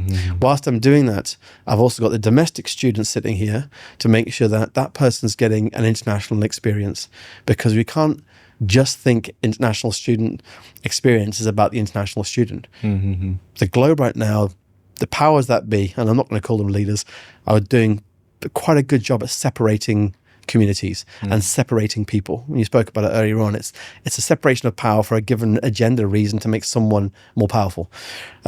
If we don't start to bring in more British domestic students into the international, well, to meet them together with international students, we're going to end up with them over years having a lack of empathy and understanding of cultures. And if you look at the youth professional scheme in India that opened in 2023, the demographic of Indian students to UK students is scary. Like the Indian students are, I think it's 3,000 ballots, I think, every year. 2,100, I think, was last year. And the percentage of British students going to the UK under that scheme is minimal. So there is something not happening at the right level, because that scheme's incredible. I mean, that's a youth professional scheme where they can study and they can work in an environment. And it hardly publicized as well at that time. And that's the thing about the domestic market of internationalization. So the challenge when you want to internationalize the university, it's not just about creating the processes. The staff have got to be ready to internationalize. And they have to understand what's needed in order to meet the benchmarks that's expected.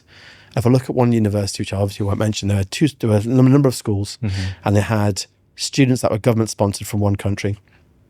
One school was doing incredibly well with their support, with their in-sessional support, their English and all sorts. The other ones had a real problem about, we don't want these students coming in.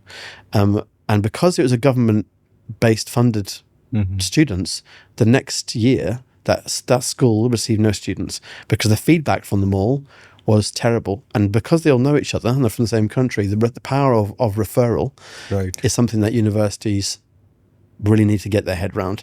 If they give a bad experience and if they don't contextualize it properly, that student will go back and it will then create, especially in the African market, you can lose whole swathes of courses by that. And the whole thing about expectation setting. Like, how many times have you been in a situation where something has happened in the university and you don't know why now things are taking forever? And it's because someone hasn't actually just said to you, even when you've worked in recruitment in the UEL or doing what you're doing right now, actually, we've really ramped up. There's a lot of CAS coming through. We've now got SLAs changing from 10 days to 20 days. Because if you know someone's going to take 20 days, you'll accept the 20 days. You say, okay, that's great, but I'll be with you at 21 days or 20 days. If you buy a sofa and someone says, you have the sofa in 6 weeks, you're not ringing them up after a week. You're accepting the 6 weeks. If they say to you, you'll have the sofa within a week and you get to week 3, then you're going to be annoyed, right? So that's what the expectation setting in the sector is quite an arrogant model. Some institutions I've worked with have got a very, very advanced nurture track communication marketing strategy, and it really works, where they are targeting communication at certain levels. So they really are cherry picking. An undergrad needs to hear it in this sort of language, bit spoon-fed more than anything else, because they're in year one, they're quite young. They're going to have to deal with culture shock and various other bits and pieces when they come in. The master student's going to get a bit of a different, maybe a bit more professional tone to it, and the PhD student will be very different. There'll be an email, supervisor contact type of. So I think if we see them all differently, then it helps the agents also manage that piece. But to me, with the BCA metrics changing, the basic compliance assessments changing, the critical piece of how we're going to sustain this is by two things. I think is bringing the agent market a lot closer, so that they're totally within the circle and the fabric of your strategy, and not seeing them as this external model that just provides you with students, because you're losing trust and you're losing authenticity in the market. You've got to get back out to market as well, because COVID stopped all that. But if you want to build up trust, go out there and speak and listen. Don't create courses based on what you think the country needs.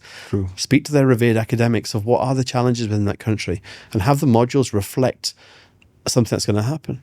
Like the BEng MEng model, for ages we sold the MEng, and there was loads of students from India and Pakistan were leaving after the BEng, because the MEng wasn't really worth that much compared to the BEng. But it was causing a problem for the institution because they were then having non-completions. So the answer was just create 2 courses, a 3-year BEng and a 4-year MEng, and then they can come on a 3-year.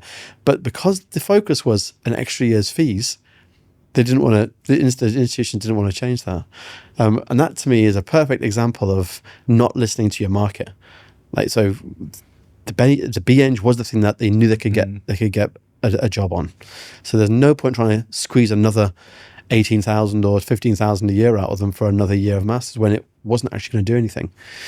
So that's been quite an interesting observation. And when I go in and I speak to them, all these things I've learned all feature into the student.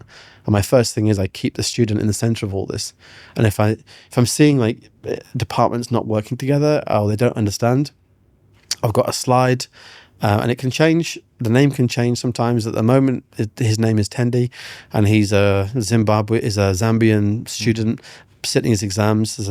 Behind him in the slide, there's his mum and dad and his brother, really proud because he's about to do his exams. Wow. He used to build things as a kid. He used to fix his brother's toys, and he has a dream of being an engineer. And he has this course in mind. And I will put the course related to the university who I'm with. I said, so that person wants to come on your civil engineering course. So how are we not getting this right? Like, how are we forgetting all these conversations and all the lack of process? Exactly. What about Tendi? I'm sorry, I'm just cutting you off. And this has been running in my mind for a very long time. This is like product development 101 or sales 101 in understanding your client, understanding your target audience, and developing and reworking on the product. Yeah. For example, right now we have BCA. Okay, basic compliance assessment. Yeah. If I'm not wrong, basic compliance assessment metrics, right? That's right. Yeah. So we have to redefine them over a period of time based on the kind of people we are recruiting. So if, for example, like for the Zambian community, it's a close-knitted community. Okay, any kind of experience, be it positive or negative, it'll create a chain reaction.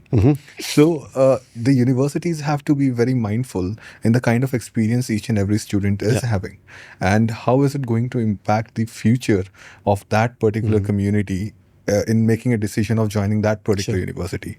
And when we are not thinking of this, how can we advocate diversity? Yep.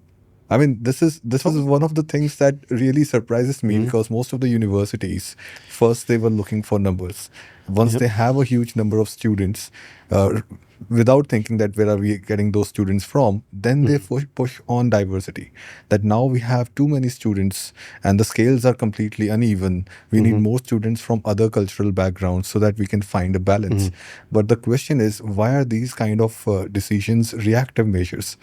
Why can they not be anticipated in the beginning, and a very sound decision can be made over them?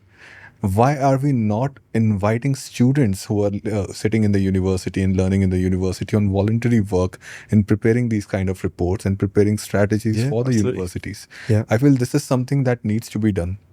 It does. It's a good question. And I mean, if you posed it, it's a number of institutions. The answer, it's a very, very simple analogy, but it'd be very difficult for them to answer that. I think the recruitment cycles changed, as we know, dramatically. I mean, back in the early days of 2012, 2013, it was heyday of recruitment. Not a lot of rule changes, not a lot of guidance. But I came in 2013 off the back of, I think GC, Glasgow Cali Uni, was the first institution to have their license suspended. And then I was brought on maybe about a year later to create the legal services area. So they understood then that compliance needs to be a thing. Right. But what they did is, though, they then compartmentalized it into this scary law thing where no one was then talking about compliance. So I had to reframe it, I had to demystify law. So I never speak in or write in legalese language. I think it's been a big push for law societies, both Scotland and in England, of changing the way that we speak as lawyers. No one wants to hear that legalese flowery language anymore. It's just ordinary common sentences which you have to write. I think that's what I did with the compliance. It was all like quite complicated. I went, well, no, the journey is complicated, but the compliance piece is quite simple. It's 4 books, read them, and it's quite easy to work out. The difficulty is when you don't speak about this and you don't join your areas together. It's why the Home Office do what they do. So if you continue to not join up the parts of the student journey to post-study and beyond, you're giving the Home Office every reason to look at statistics and then say the problem is here, and the problem isn't here. We've been battling in the UK for a number of years with immigration perception from governments. And I've been fighting them, if you want to say it's a fight. I've been opposing them since 2012, really, probably not before then, 2009, when I was a lawyer. And you're opposing the decision making. So the appeal system back then worked, and your success rate on appeals was like 70% because the decisions were so bad.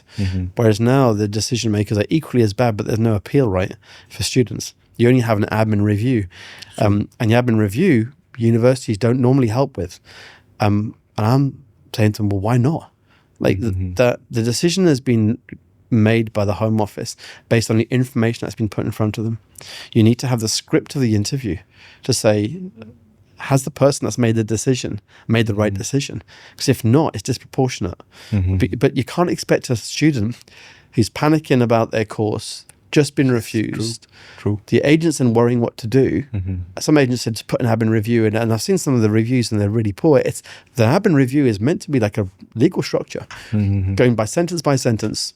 On this sentence, you've refused me on this because I stated that didn't happen. On the script, on line so and so, what I said was X, because they will get things wrong. The Home Office. I remember cast my mind back to 2017 and 2016 were really interesting years for the institutions.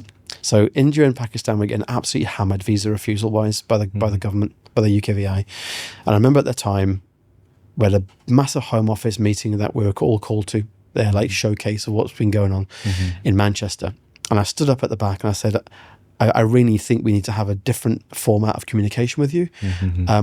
Actually, I think you've got a problem with cultural awareness. And everything went a bit quiet. I said, I want to bring a team to Sheffield to explain to you what these students are going through and why they want to come here. True. And I think I need to show you live case studies because at the moment we've got a cooler like water mentality where we know that there were decision makers were making decisions on visas and then they were going near the water cooler, having a drink with their friend, and then you would have duplicate, identical reasons for refusal on other applications. So what we did is, so what I teach sort of the universities is, I don't want to give too much away, so I won't get any more contracts, is we track the initials of the decision makers for the Home Office. So if it's KS or if it's PY, and we have a look and say how many has that person decided or refused on based on family reasons. Has that person got a common thought process about everyone who's coming from India, from this region, is not credible because they've said X about wanting to work for their dad's company, for instance.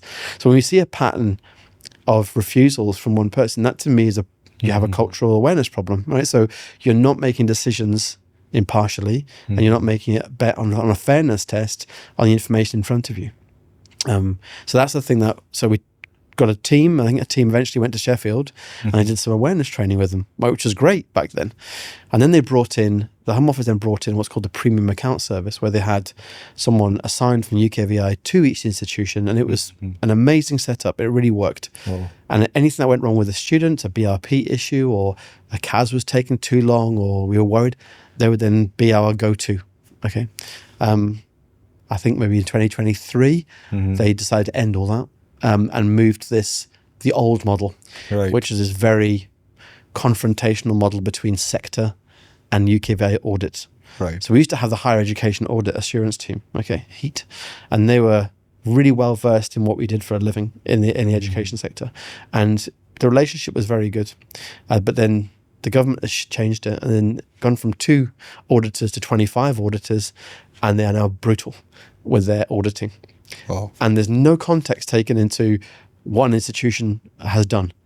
So you see some institutions are on action plans, and when I've gone to work with them, when you see the reason for the action plan, 3 years ago they would never have been on an action plan. It might have been just a change of process, or maybe 5 or 6 students they've not had attendance monitored at a certain period of time, and it's really affecting the sector now because what it's doing to compliance areas, it's going back to 2013 and 14, right, where compliance is now running recruitment. Because I've had to introduce 2 buzzwords in the last 2 months, which is safe growth, because recruitment are trying to push for open up and have more students in, but compliance in some institutions are so scared about visa refusals and non-completions that the completion voice is not allowing even calculated risk to be taken in institutions, and our markets will start to really drop.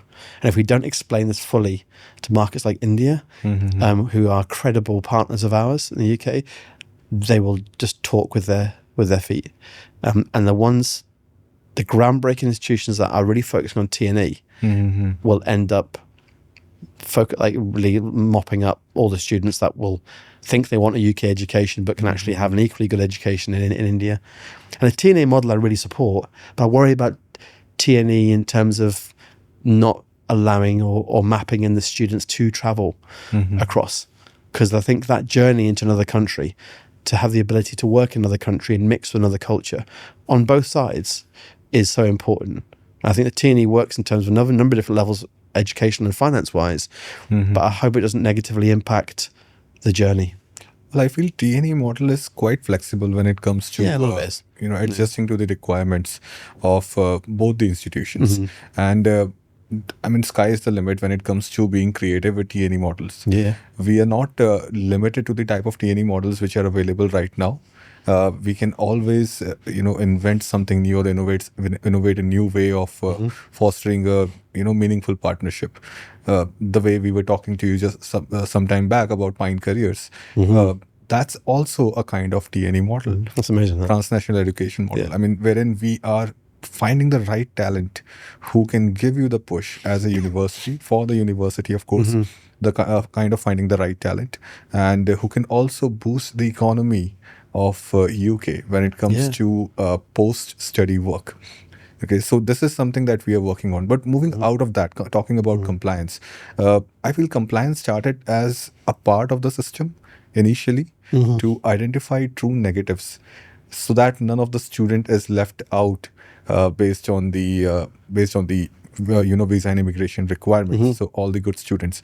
But over a period of time, this is my analogy. Over a period of time, it stood out as a standalone system. So now compliance is not a part of the system anymore. Yeah. It's a standalone entity. And I feel personally a lot of compliance teams, officers, and a lot of universities who are advocating compliance and everything, their focus has shifted from true negatives to false positives. Yeah. And I think that's what creating most of the issues, because now a lot of universities and the compliance team don't care about the authentic student who's being thrown out in a batch, but they're more focused towards the students who are the false positives who could get in. And that's what is creating the problem. What do you think about this? I agree with that. I agree with that totally. I've just done a quite a large restructure of a major sponsor, and I've moved their compliance team. Well, it's one of my recommendations, which we went forward for.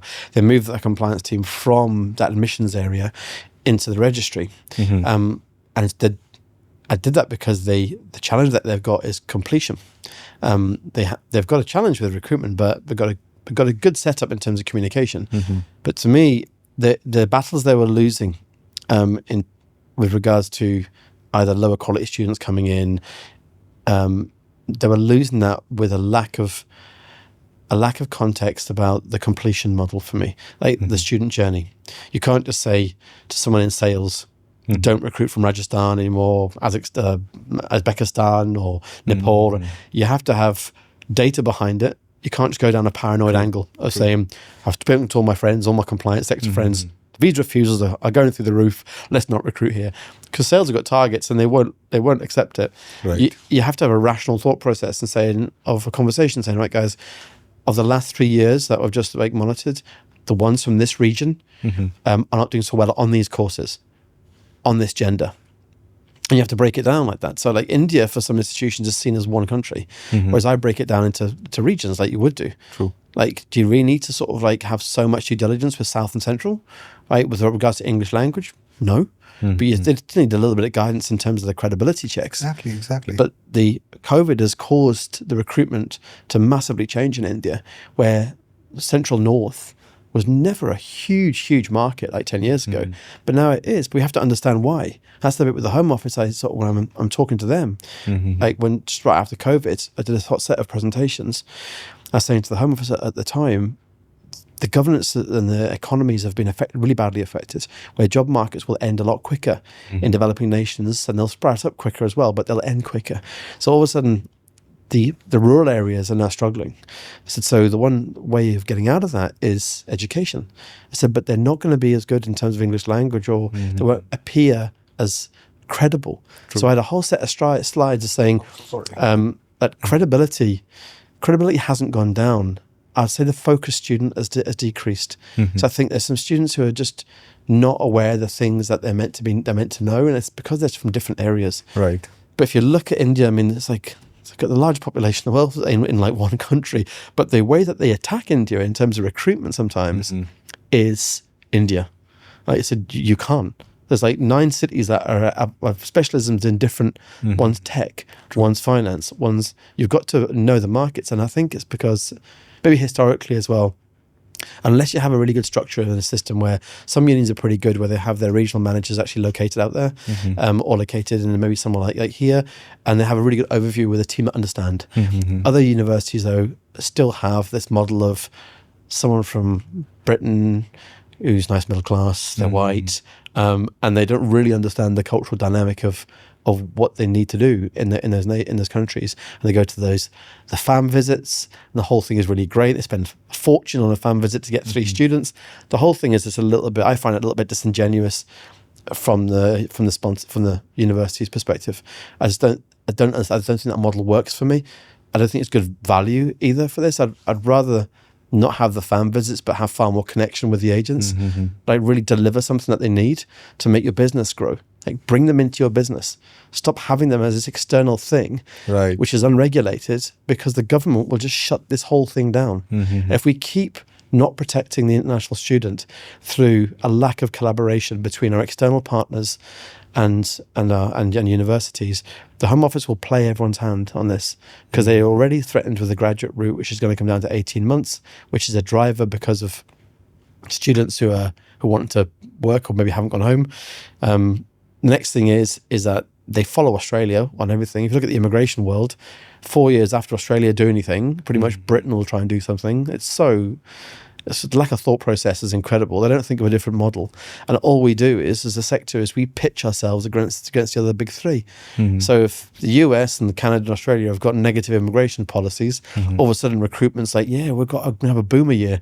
But if the one country starts then to be really attractive to international students, like Canada last year with their residency permits, all of a sudden like our recruitment strategy struggles with that. And there is lazy recruitment from some institutions because they want India and Pakistan and Bangladesh and Sri Lanka and Nigeria, because you just got to open the floodgates a little bit and you get more students. Talking to yourself before in the green room about what you all do, you've got the credibility model where you know what needs to come through.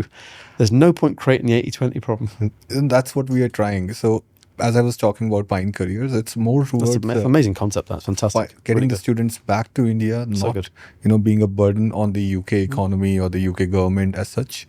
Get them back to India, get them jobs in India, and through Pine Talks, we are able to meet a lot of industry advisors, a lot of people, and as you mentioned, of course, in looking at India as a country, in like as one group, is actually something that is putting a lot of universities behind.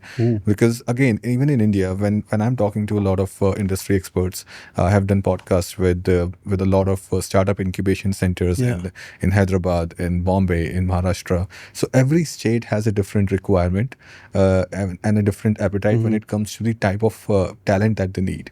So maybe in Maharashtra, in near Bombay, they need people from fintech, because that's the kind of development that's going on right now. In the central north, there's a lot of requirement of agro-based entrepreneurs and agro-based courses, and talent who have worked in agriculture and technology, agricultural technology, maybe in construction. A lot of states which are still developing, they may require people from construction background, from structural engineering background. So the kind of talent which the universities can attract from these regions, and the kind of talent that these regions can attract from the university, from the employability and jobs point of view and the placement point of view, this is something that we are working on as Pine. So it's more like an ecosystem wherein a student comes and we have an app in making wherein we'll support students in the kind of entrance exams they have. This will give us this will allow us to keep a close watch on the top talents, which can be further nurtured and pushed towards their true potential.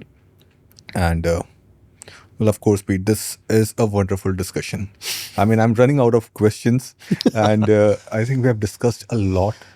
Yeah, we have. About the universities, about the compliance, about your life, about your decisions, and how. I mean, I'll still call you one of the most interesting man in the world, because the kind of experience you've had, the kind of exposure you have had to different cultures, right from a very early stage, that actually shapes you. And I can completely relate to it because I have been through similar phases, and this is what made us what we are today. So before we move on to the rapid fire question round that I have in mind, Rapid fire questions, right? do you have any question that you can, any topic that you can talk about, or anything that I have missed? Probably, maybe not a topic, but I just think maybe just an acknowledgement of where we are right now as in the world, and the two things I think that always changes people, brings people together in the world. I think it's education and music. And you can go to a concert, you'll see multiple different nationalities. True. No one cares of their gender, sexual orientation, any their story. They're meeting for a given common reason. I think education is the same with this. Where I feel we play such an important part in this journey, and it's clear that how really innovative you guys are in terms of your outlook on how to change this, is I feel that we have to be responsible for shaping the acceptance between cultures and countries. I think it's too easy if you just look at what's happening in the UK right now with the rhetoric in the media. People are putting up these George flags that are on the outside their houses. This whole thing about it's a dangerous cross-section between being proud of your nation and then being nationalist, where you're now segregating people who want to be a part of that society. And I think the part that we play in this is, whilst I think it's great that the opportunities that you've created and we are creating, where it's reinvesting back in your home country, I really want to see that model as well for British students to be able to actually experience that whole journey in terms of their course, to have these similar opportunities in countries. Because if they keep being siloed and they keep just doing their degree and then going into jobs and not traveling and not having the opportunity to work, so my call is to the institutions is to really keep creating sandwich courses with placement opportunities that are exchange, and they have the ability to move abroad in countries that are going to be key countries in the future. And also change the languages that we're getting taught at school. Stop teaching French and German and Spanish in certain areas. Start teaching British students Mandarin, Urdu, Arabic, Russian, Japanese. See where the economies are going. Yeah. Have a look at who are going to be the power bases in the next 10 years and start prepping these kids to actually being an influence. If not, what the Britain think they're going to create and UK and US are going to be left far behind. And the emerging markets we've always known that they've been fast and rapid, but the exponential growth is huge. And I think if they're not careful, the likes of our traditional education systems will be left behind. And it comes from the school base. I think we need to start with that school-based thinking, where we are creating global citizens with what we do. And that, I think, then will counter the dangerous sentiment that we're currently feeling in the world. I think I know you're very passionate about that as well, but that's my real driver is we've got to keep creating global citizens here. True. Where they have empathy. Yep. So now, Peter, we're going to wrap up with some rapid fire questions. Okay. And just give me the first thing that comes to your mind once you have heard the question. Okay. So your favorite poet? My favorite poet? Yeah. My favorite poet is T.S. Eliot. Wow. One book that everyone in higher education should read? Drive by Daniel Pink. Best piece of advice you have ever received? Be a positive influence in everyone you meet. What's a skill you wish you had learned earlier in your life? Wow. Skill. Acceptance of other people's journeys. If you could have dinner with any historical figure, who would it be? Nelson Mandela. Wow. And one word to describe your journey? Colourful. Colorful. What is your biggest fear? My biggest fear. That's really hard. Answering this question is your Honestly, biggest fear? honestly, I think it's my wife. This is so true. A lack of acceptance. Oh my God. Okay. Well, we accept you. Thank you. I don't know why, because I'm Let's really open confident in up. what I do. But yeah. So, what do you believe is the biggest challenge for international students today? In one word or one sentence. Either ways. Focus. I think the biggest thing is focus for them, and having the right people guide them, and realize that some people that they meet will not be the right people for them in their journey. Just in short, identifying the foes and the allies. Yeah, speaking to a number of different people and making an informed view. And I'm hoping that with exposure, they'll know where to come to for the right reasons, and then we can then stop some of the avenues that they're going down. Perfect. And besides education and music, what's a third thing that truly brings people together without judgment?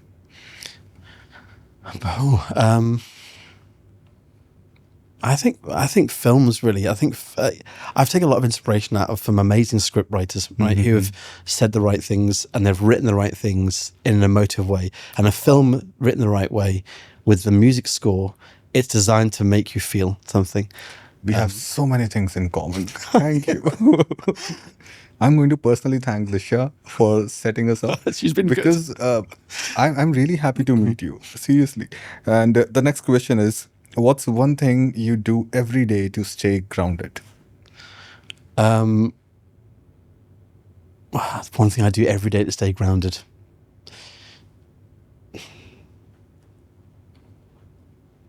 There's a piece of film I often watch, right? If I'm ever feeling like, am I on the right journey here? Am I either doing the right thing or any kickbacks? There's a film with Al Pacino called Scent of a Woman. Okay. Oh. And there's a piece in there where he represents his son or his nephew he's about to get kicked out of boarding school. And he attacks the school in terms of what is integrity, what is leadership, because they're expecting his nephew to grass or tell on some of the other friends that have done something to the headmaster's car. I watched that article. I have been watching it since the film came out, and it's the piece that grounds me all the time of that integrity and authenticity as a driver for everything I do. Wow. So what does success mean to you now versus when you were 25 years old? Well, yeah, that's a really good question. 25 years ago, I was injured. I didn't know what to do. I was quite lost, but I knew that I wanted to make a difference. Right now, I'm focused on connection. I want to fill my life meeting people like yourself, working with people like yourself as well, and seeing how much positive effect we can have on those around us. I think it's about connection more than anything else. I don't think it's changed that much in the last 25 years. I just didn't know where I was going to get to with it. I think realizing, I do realize obviously I've got a lot to offer. I think realizing in terms of the scope of mapping that out correctly, just so that everything is hitting at the right time. But I will do that through networking. And the more I've grown, the more I've had the opportunity to meet people like yourself who feel and think the same way. So I'd like to, probably moving forward, just be in a think tank of people like yourself and other people that I've met where we can really cause some positive damage. You can do that whenever you feel like. And the last question is, one thing you're most proud of that's not on your CV? Most proud of, I think being a dad. So going back to one thing you said really early on, one of the memories I have, and it's nothing against my dad, because he was a businessman, he was very corporate. I remember coming back to ask him to help me with a school project, and he was too busy. And in the end, one of the house helped me make this paper mache mountain, and I've never done that. it's not a criticism of him. He was young, very young, in his 30s, as a big corporate guy, and I think he would do things differently now. But I think I've made mistakes in the past. Like, we all have made mistakes in terms of life. But I think what I've done with my 2 kids and my stepson, I think I've been a good dad. And I've just been there for them. I've been loyal. I've given good advice. I've been calm. I feel I've been everything that I think I wanted out of a father figure. I think I've put into my own energy moving forward. So even though I've got all these other things I've done, I think looking at how my 2 children have grown up and my relationship with my wife, and the people and my family around me, which I really sort of hold close, and external family, I think that bit is if anything ever happened, they could be relied upon. And I've got 2 very, very close friends, and one I joined up with as well. And he always says to me, Pete, I'm the guy that if you're not in the room and someone says something about you that's negative, I've always got your back. I think that's how I feel. I always have people's backs. So I think that's maybe my proudest achievement is that. That's really great, Pete. Thank you so much for joining us. It was really a wonderful experience talking to you. And I mean, I don't say this to most of the guests, but I'm just running out of words, frankly. It was really a wonderful experience talking to you. Is there any message that you would like to give to our audience, to the students who are seeking advice, to the working professionals who are stuck in their career at certain point in time? I'd like to say this, let's just keep education as a primary focus in life. It's pulled us out of where we are as in humanity and as human beings is education, and it does need reform in some areas. It definitely needs to change, but I think the concept of us always learning. It's a fascinating. Tim Minchin is a really good musical comedian in Australia, and I often look at these speeches on YouTube where someone gets an honorary graduate, and he gives a speech about the top 10 things in life when you're one of the things he says, be a teacher, please be a teacher. And I think that in life is like, just keep listening to what your client needs and your customer needs from an institutional point of view, and keep passing things forward as well. But let's just keep education as the main topic. Let's try and strip out some of the abuse that will happen with anything that creates this amount of money. There's going to be people that are going to want to exploit it. You can't have a £14 billion economic boom to the UK and the international student income and not have companies that are in the UK and also out with the UK who want to negatively impact someone. And there are some terrible legal consultancies in the UK that do a really bad job of helping students but charge them a fortune. So it's not just an abuse situation in the person's country.